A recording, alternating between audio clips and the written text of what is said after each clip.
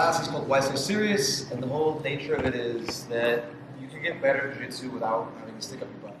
Right? You don't have to be super crazy. You don't have to everyday pohara.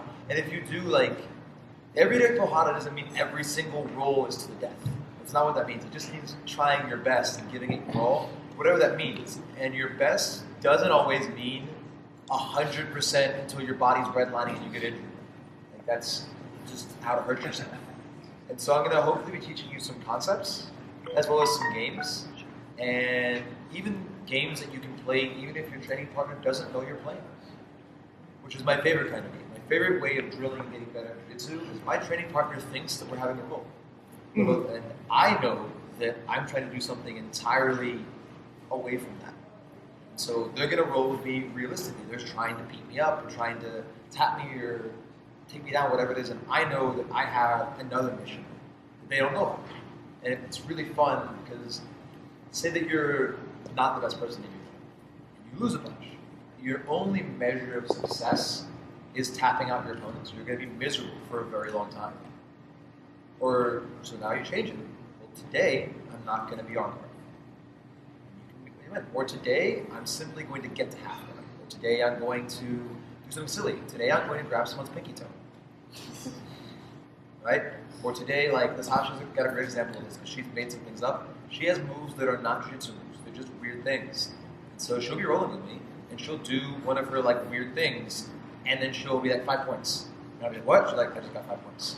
And now I know that if she does that, she's winning. I can't let her do that. And actually avoiding that weird thing that's entirely useless in jiu-jitsu is, in fact, a lot more fun. And now I have to, because if she can do that, I think, in extrapolation, she can bobble my head around, which is the thing that she does. She can punch me in the face. And so in my head, I'm like, it's not used for jiu-jitsu, but like, she's showing me something. She's like, your face is vulnerable. And I can do it too, and there's nothing you can do about it. And so that's going to be part of what we're going over. But because I don't want to just give you games, we're going to start off with my favorite concept. And that's the concept of tension versus relaxation. It's a way that if you're little, you can feel heavy, and if you're heavy, you can feel heavier. And so, say you're a smaller person and you get tired of people picking you up and throwing you across the room, you can use this to make it at least much harder for them to throw you across the room. Not necessarily impossible, because all I will be doing is increasing your efficiency. So it's imagine that you weigh 100 pounds and you do this, you feel like you weigh 200 pounds. If you're against somebody who can just easily throw 200 pounds as 100 pounds, you're still going to fly. Right? It's not a magic bullet. But you're going to make them work twice as hard. So we'll start with that one. I'm going to borrow Natasha. And then I'll need to borrow something large in a second as well. I've looked around and figured out, you look rather large. I'm probably going to use you. You're pretty stout. You look like you can lift things that are heavy. So you're going to get with a partner. You can start with a partner close to your size, and you can expand to someone bigger than you. And the idea is simply going to be, it's not exactly a sprawl. It's simply the idea of imagining. So if you're a parent, you know what a sleeping child feels like. A sleeping child is very, very heavy. Like your child might weigh 60 pounds, but when they're asleep, they weigh 100 pounds. Like just that dead sleeping child weight. It's frustrating. And if you're not a child, if you don't have parents, and so you don't have parents, if you don't have children, if you don't have parents, it's going to get weird. If you don't have children, I imagine you've had a friend who's had too much to drink at least once before, and your drunk friend weighs a lot when they pass out. And so if you have no experience with either sleeping children or drunk friends, I don't know what you're doing. Hopefully you're familiar with one of those two worlds. So you're going to get with your partner, and all they're going to do for the first time is they're going to be a weight. So Natasha's going to kind of step as a board, flex her whole body, and she's going to put her chest, stand a little higher, on your toes for me, and she's going to tense up her whole body, and take your hands off the floor. And I'm going to try my best to bench press her up. And you notice when she's flexed, I can do this very easily, right? But now, she's going to imagine she just fell asleep. She's going to make her whole body go in, relax, right? And now, suddenly, picking her up is much, much harder, right? But in a roll, it won't be like that. It'll be a situation where she's pinning me inside control or something. But we all know, some people call it the dump sweep, the beginner sweep, whatever you want to call it. You lean in, and Natasha flexes your body. She flies over super. Hold that over. But the second that I try and pick her up, if she moves her center of gravity backwards by sliding a little bit and goes limp, the second she leaves the floor, I'm going to have a very hard time picking her up. So I'm going to do the same thing. I'm going to lean into her and try and pick her up. It's very hard, right? But you're like, that's a great show. You could just be faking it. So now I'm going to use our resident large person and see, are you okay with being a resident large human for the day? Thanks, why not? You can choose to us. You're like, no, that guy's bigger than me if you want. All right, just laying back, my sir. This is going to be the easy part. I'm sure you can bench press me very easily. I'm going to be right here and just bench press me. See, look at that. This is like nothing. This is boring. This is warm-up. Right? He could rep this all day long. Right? So same deal. All I'm going to do, you probably still be able to pick me up, but you should feel it's a bit harder. I'm just going to go to sleep and push up. See? He was still able to pick me up, but obviously I put a little heavier like that, right? Absolutely. Yeah. So I told you, like I said, it has a limit. Because he still picked me up, but that wasn't his warp anymore. That was a little effort. Same thing, the other sweep, where you put your elbow under here, take your hand over my back, I'm going to be a cannonball and just throw me over there. Yep, I go like that, right? I'm a grown man and I feel like a child, right? Now the second time he's going to do it, go ahead, same thing. All I'm going to do is extend my legs and go to sleep, go ahead. Oh, well, he did make me fart, but other than that, he was not able to throw me. A lot of power just hit me right in the bounce. So get with your partner and do these two drills. The bench press drill, and does anybody need to see that basic drill? So what he's doing, that basic sweep, he puts his elbow in here, anchors his wrist. He's going to be driving with his elbow, not his wrist. And he's going to get momentum. So he's going to bridge into me just a little bit, and then he's going to throw me straight over, and just like that. When your partner is flexing, it should be very easy. When your partner's limp, it won't be. So go ahead and get with your partner and play with that. All right? We're going to clap the first time, so we're going to have some rhythm together, guys. We can do this, all right? All going to put our hands together at the same time. 1, 2. Beautiful. Yep. Go ahead, come down. Yeah, well, you bench each other. So, why did I do that, right? That's not a game. I advertise games, right? That was the concept, right? So, that's your vegetables. That's learning a concept, learning a tactic, learning an idea. Now we're going to play a game. And the cool part about this game is right now you're all going to play this game with your partner consenting to it. But anytime you're rolling, you can play this game with someone whether they want you to or not. Because they think that you're doing jiu-jitsu. And you can just decide that you want to practice your acting skills and be a sleeping baby or be a drunk person. It's up to you. Whichever one you like better. Like I said, it's whichever one you have more experience with. You guys all have very different lives. Some of you have probably more drunk friends than others. And some of you have access, and not access to, but like experience with more children than others, right? So like if you babysit, you know about sleeping babies. If you run a bar, you've seen a lot of drunk people. So whichever one. So here's what you're gonna do. You can start any position. Where'd Natasha go? Right here. Oh, nice. That peripheral is not very strong for me. All I right. usually set over. So this is a drill that I do usually with my beginning students, and also with that guy who visits the gym who's just got a little bit too much vinegar and piss in him. So, and it's a way of helping people chill out. I don't recommend doing this unless you feel confident that the skill gap between you and the angry guy is high. Like I would, if you're a beginner and the angry guy's a blue belt, maybe don't do this. He's probably gonna maim you. But it's a way that I'm not gonna hurt the person who's a little bit too overzealous. I'm just gonna kind of show them how little effort I can use and make their life hard. So you're gonna make your whole body relaxed. We all agree after that drill, you're heavier when you relax. But you don't have to relax your entire body. I can relax my legs and leave my arms moving. So what I will do with people is I'll let them, whether it be closed guard, half guard, side control, doesn't matter. At some point in our roll, I'll simply decide I'm going to take a nap. And then I'll just, for my own fun, decide how long can I stay quasi-sleeping before they either get frustrated, give up, or how long can I just stay on top of them, right? So all you're going to do with your partner, and so I did this to Natasha, I did not tell her I was going to do it to her, she thought we were just rolling, and it caused her frustration. And so you're going to try and frustrate your partner. So all I'm going to do, and don't be wrong, doing this, just to be clear, there's a chance, in fact a moderately high chance, you're going to get submitted. but it's gonna be funny, I promise. Right, so like I think she ended up armbarring me eventually when we did this, but it took her a good 2.5, 3 minutes, and that 2.5, 3 minutes for me was hilarious. So all you're gonna do is literally, you're in their guard, right, and you're gonna break all the rules of jiu-jitsu. You're just gonna lay down and just take a nap. And your partner is gonna try and do jiu-jitsu. Whatever they wanna do, and all you can do, just kind of very, very casually, just like escape what's going on, but still be relaxed. Like, you're just gonna do an armbar thing, so I'm gonna defend that armbar by moving my arm, and then I'm gonna forward stick over here. You're gonna try something else, and then maybe I'll just at the last possible moment of bad things happening, I'm just gonna move a little bit, just to keep myself safe. And keep going, just keep on being relaxed. But she's almost gonna razor lock me right now. Go. And I'm just gonna try and do little things at the last possible moment to keep myself alive. And just lay here. Because right now she doesn't quite have it, so I'm just gonna keep laying here. I'll let her squeeze you. I'm okay. Just laying here.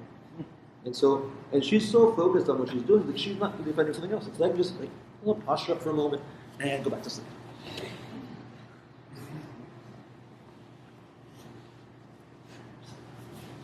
And so, for example, try taking it back to Sasha.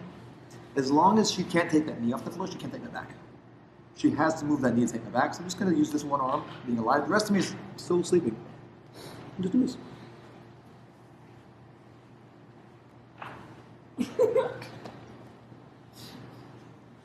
And this is the game. You literally are just like, I'm doing very, very little, right? But I'm not doing nothing. I did absolutely nothing she would have with me a long time ago. So you're allowed to move. But you don't want to move with any sort of explosion. You're just moving as the goal. The way you win the game is by doing as little as possible, right? Ultimate victory in this game is if I did literally nothing. If I just did this. If I managed to just do that and not get submitted, that's ultimate victory. That's like 10 points. And the cool thing about the points is you can make up your own points. You make up your own point system and then just go by it and have fun. And I see how many people I can roll this way and I can give an open mat. It's quite fun.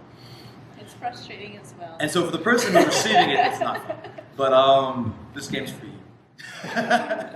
But the cool thing is, because how many times have you, if those of you guys who've taught in here, how hard is it to teach technique when your partner is just a dead fish? It's very hard. And so I thought about that. I'm like, well, if jiu-jitsu doesn't work on dead fish, why don't I become a dead fish? Right? Because how many times has your coach been like, we've all seen a coach have that moment where like they choose the wrong uke and the guy flops and the coach is like, they get upset, right? I thought like, well, why are they upset? Like, I should be able to jiu-jitsu with that fish, right? Like I should be able to have good enough jiu-jitsu that I can beat up someone who's asleep, right? Should be able to. So you're gonna channel your best, and this is the third option, right? Sleeping baby, drunk friend, or dead fish, whichever one you like. So get with your partner and try your best. See if you can make it a whole 60 seconds. Now, like I said, your partner will probably submit you or sweep you or do something bad to you.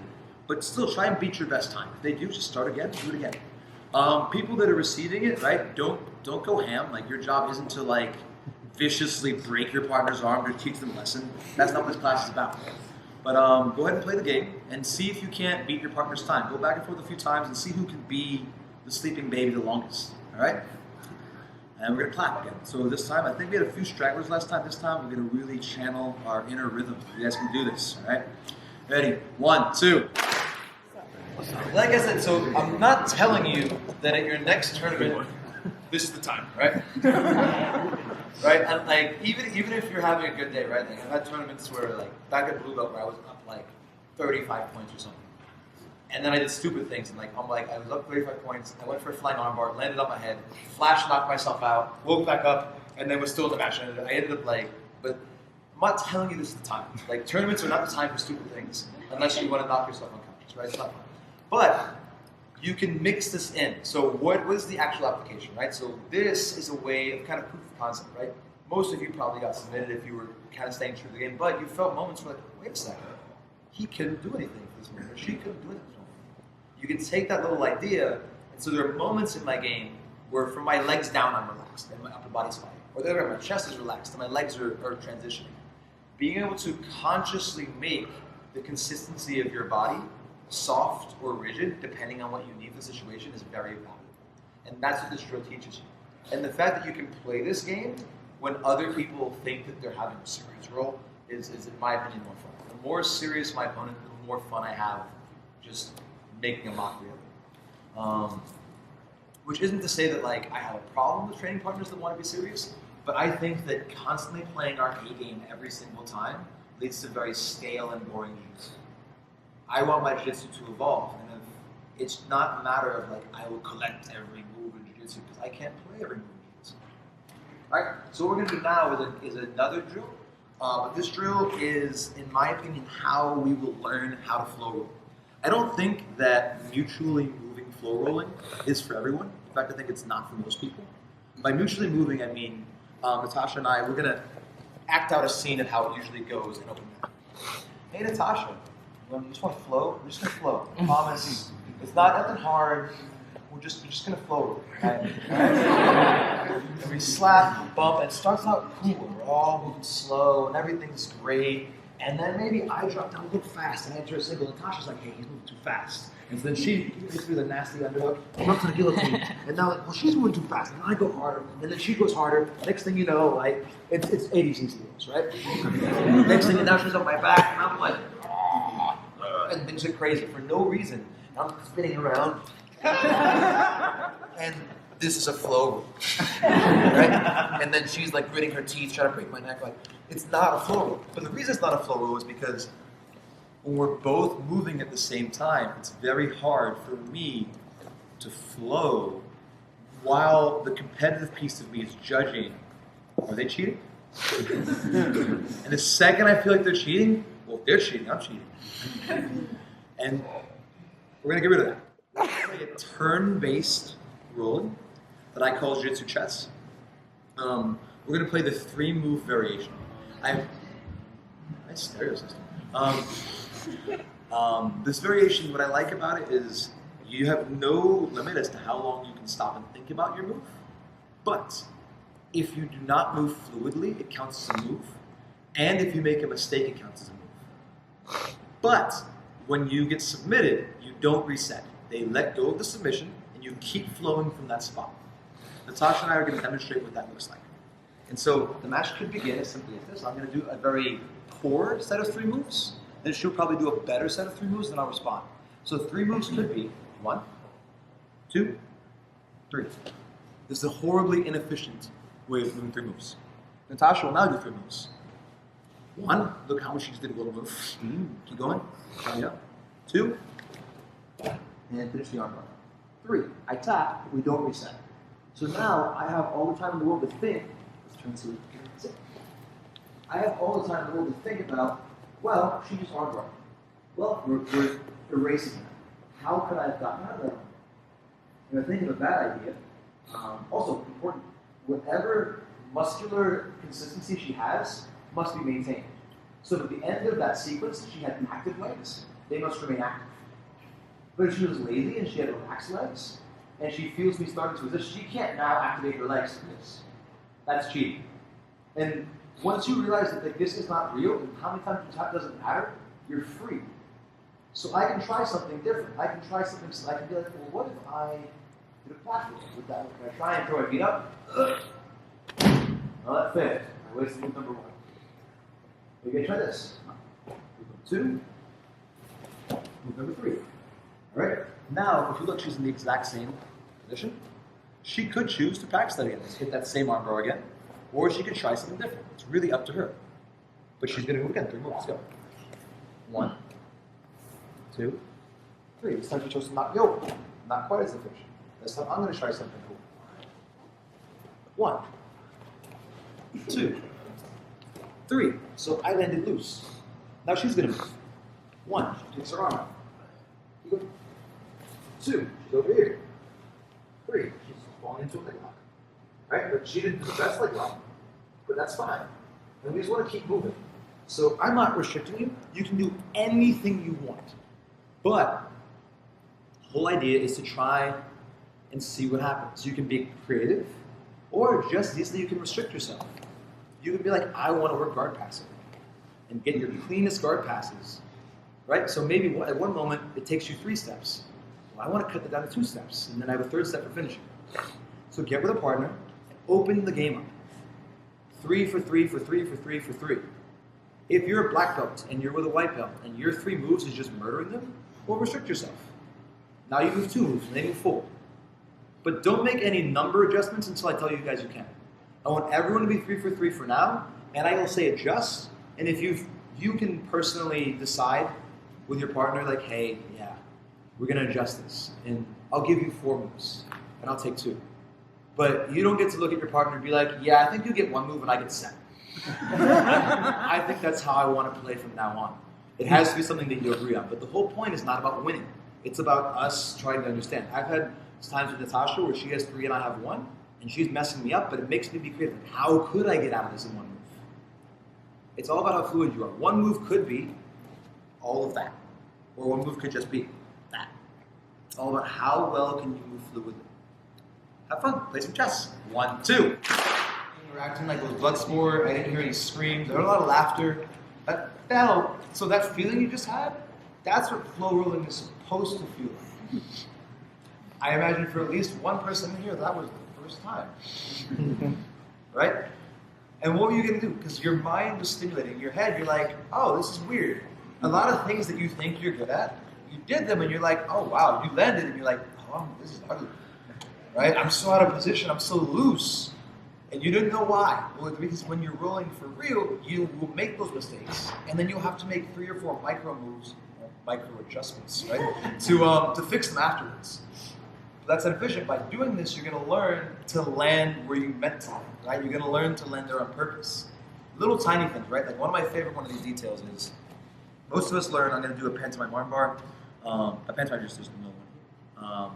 When you do an armbar, most of us, whether you do the regular or not, you end up doing something along the lines of like this, and then you fall back, and your legs do this, and then you're confused when you get stacked and crushed and life sucks. So this is like a little small aside, because I want to help you guys with this. Every time you do an armbar, regardless of what type of armbar you do, instead of letting your legs fly up, I want you to practice this motion. This is a solo drill that I love. You're going to take your feet, you're going to sit down, you're going to fall back, and your feet aren't going to leave the floor. Then you're going to do it again, technical stand-up, and do it again. But now you're going to have an imaginary arm in your hand. Grab it however you want, you look perfect. Whatever hand grippy details, if you do this grip, this grip, this grip, I don't care. Your armbar details are between you and your coach or whoever.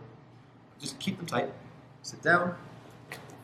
And what you'll learn by practicing that is that when you fall back for your armbar, you're going to get stacked less. So everybody find some space. We're going to pantomime armbars real fast. Then we're going to practice it with a partner. Then we're going to get into the truly ridiculous parts of this class that I think will make everybody laugh and hopefully have fun. So we'll clap one more time. 1, 2. Pantomime armbars. Don't headbutt your neighbor. Do not let your feet ever leave the floor. So all you're going to do is go ahead and just go to mount and do an armbar. And what your partner on bottom is going to do, they're just going to try and stack you. There's a bunch of ways to stop this from happening. In fact, one of which is the surfing armbar, which I love. And I'd love to teach it to you, but that's not what this class is about. All right, this class is about concepts and games, and the technique that I have to teach for that would take longer, and I have more games planned. So all you're going to do is whatever armbar you do, but the key bit is a version of an armbar that involves falling backwards. And when you fall backwards, I want you to keep your feet engaged. Actually, just have Natasha go ahead and armbar me real fast. Regular armbar. Regular armbar from now. Do it however you want. I don't really care about your entry. Boom, boom, boom. I just need your leg across my face. Perfect. All right. So freeze. Come back up before you fall. Yeah. So we're here. So take your leg over my face. Perfect. So important thing. Natasha's hips need to stay close to my shoulder. The main reason why we don't pick our feet up is because when we pick our feet up, it gives me a chance to make distance between my shoulder and her butt.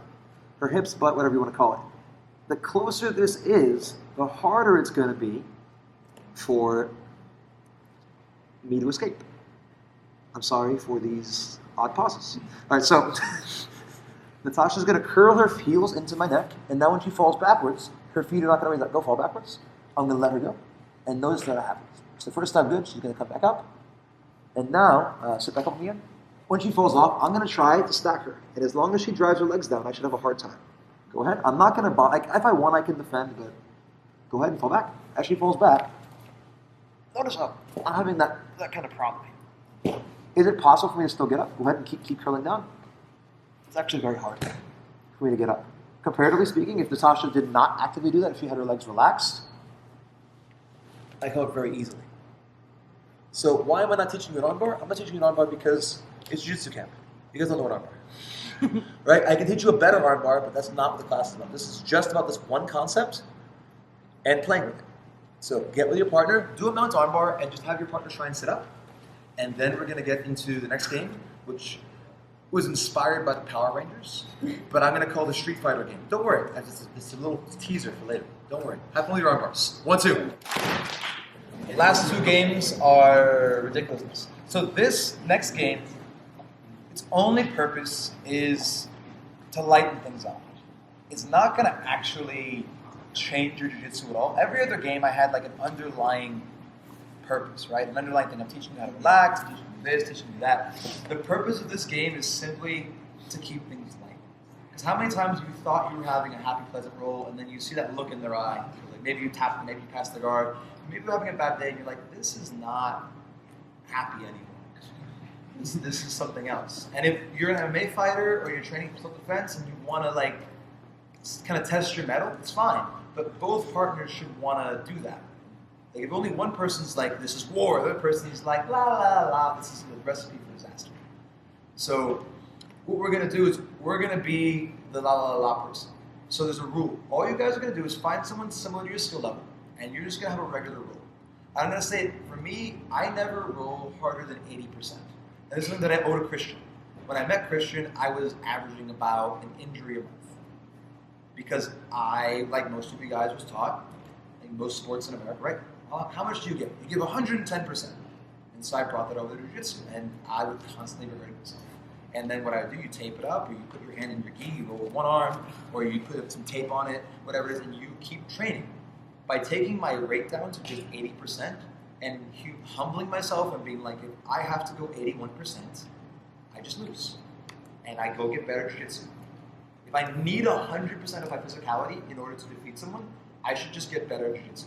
It's going to yield me more benefits. So, 80% is my limit for you guys. But here's the limit. Any move that you do that has a name, you must say the name of that move, like you're in Street Fighter, before you do it. So you can move regularly, right? If you're just moving, you don't have to say foot. That's silly. But like, if you guys are like, Ryu is like Hadouken, right? He has to say that before he shoots his fireball in Street Fighter. Or, well, if you don't know the name, you can't do the move.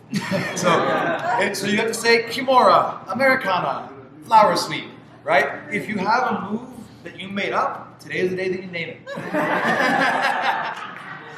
All right? So you're going to roll with your partner, but anytime you do a move that has a name, you have to, but you can't just say it. No, you have to say it like you're in a video game, right? Alternatively, right? Because in Mortal Kombat, they don't say the name of the move. They say like, get over here. You can do that if you preferred Mortal Kombat to Street Fighter. I played more Street Fighter, and so like, I like saying Hadouken or like Sonic Boom or whatever you like. But have a roll. You're not allowed to do any move, like a sweep. Like, so you can move it. No sweeps, no submissions, unless you yell out the name of the move before you go for it. And let's see how this goes. I've never done this before. This move was inspired by, how old is your daughter? 3.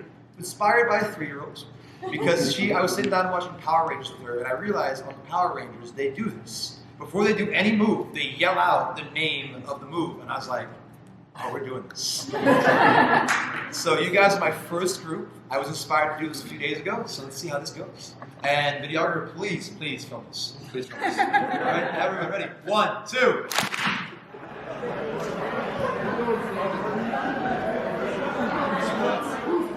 Keep that. Duck bark. Guys, so my homework is, if any of you guys ever played Call of Duty or Halo or any of those games where you get little like side quests, little mini achievements, right?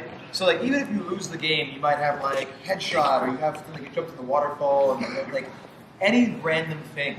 So your job next time you're at an open mat is to think of like 10 or so side quests for yourself and try to accomplish them. So like, for example, I teach the taco grip and the ice cream cone grip.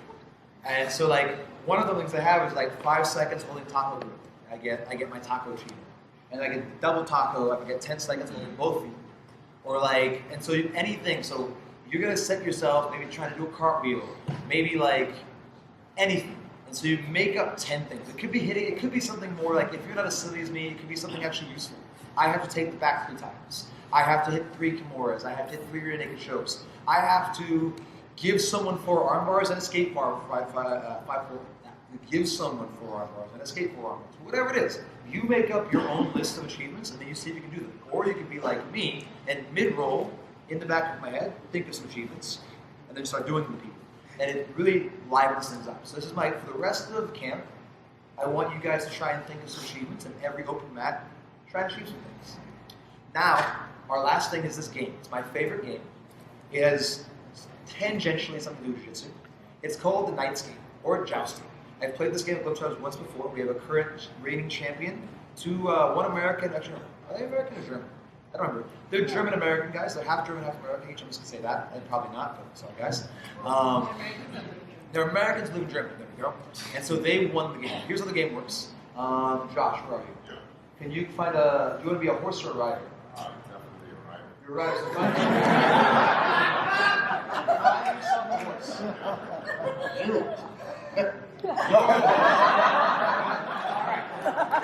So, I will also. So there are rules to the game. Horses don't have hands. Horses cannot grab things. Horses have to keep their hands and knees on the floor, and they can walk around and do things. Riders are not allowed to kill their own horses. Right? That's not allowed. Horses are not allowed to kill their own riders. So we have to stay together as a team. Now Tasha's gonna get up, and so other to the knights, please. And so the way that the game works is that the only way you can lose, you're allowed, because this is going to be a battle royale as a whole game. You're allowed to have alliances, you're allowed to do whatever you want, but if any part of the rider's body, other than their big toe, other than the tips of their toes, touches the floor, then they're dead. The floor is lava, but we have lava-proof horses, okay? We're going to go with that. All right? And so, but also, if the horses, do anything strange like bite or use their hands or kick things, then they're disqualified. Horses can't kick. Horses can just walk around. And so, we're going to just do an example with 2 people, but all of you will be going at once. So, pick your horse and riders wisely. You can change partners if you want, but everyone needs to have a partner. So we're going to come towards each other. And we're going to we go ahead, and this is how it's going to go down. And so. So I need one of you to purposely lose. It's going to take forever. Someone needs to lose. Boom. He's out, and he has to now stand against the wall. And so we're going to... Yeah, so you're both out. Yeah. Technically, it's never actually happened. Technically, I guess a rider could steal someone else's horse. But it's never actually happened. But I'm just letting you guys know in theory, it's not technically against the rules. The only way the rider can lose is if a piece of their body that isn't like the very tips of their toes touches the floor. So like right now, if Natasha were to take her foot like this, she's out. If she comes over here and her hand touches, she's out. The main way that I can pretend this has something to do with jiu-jitsu is that if Natasha were to cross her ankles, which is what their coaches always tell you not to do, and I tilt, she's going to slide and she's going to fall off way easier. Come back. If she puts good hooks in, she can actually lean really close to the floor and not touch it because those hooks are going to help her. So that's the way that I convinced the gym that I was working for that this is totally jiu-jitsu related. So go ahead, everyone, find a partner. We're going to have a battle royale across the floor, and the last pair standing wins. So everybody, scatter.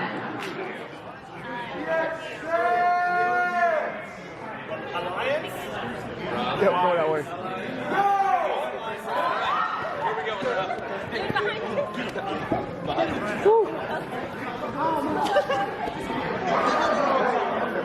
I got you.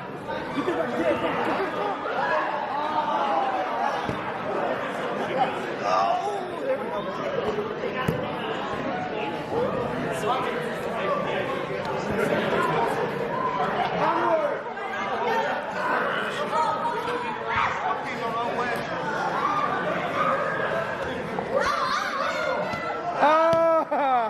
move down.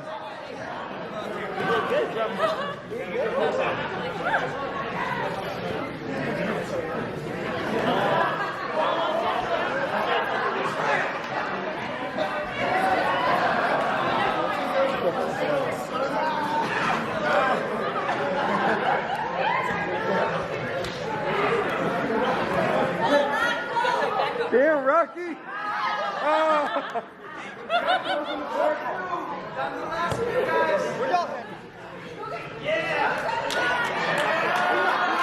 Oh, God!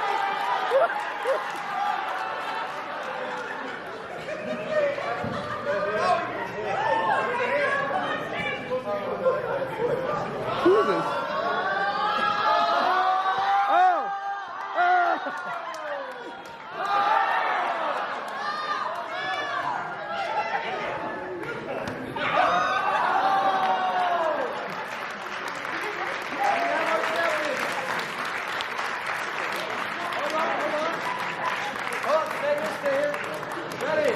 Everybody, we have our champions. Natasha and I are going to demonstrate the championship pose. Oh, dear God. All right, you ready for this? I'm ready to send it. Everybody get your cameras out if you want to take a photo or any of This those. is the championship pose. Ready? And